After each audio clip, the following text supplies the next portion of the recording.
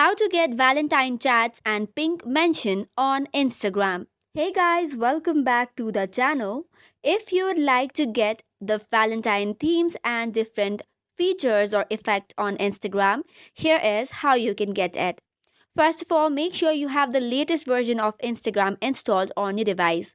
Once that is done, tap on open button to launch the application.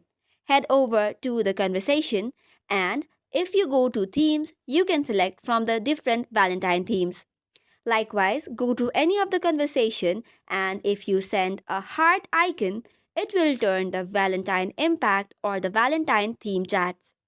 Likewise, you can also mention in pink theme on the Valentine's week. For this, tap on your story, go to sticker icon and select @mention with the pink theme. This way, if you mention anyone, it will be in the similar theme with a pink heart in it. So that is all for today's video. For more such contents and updates, do not forget to hit the like and subscribe button. Thank you and keep watching.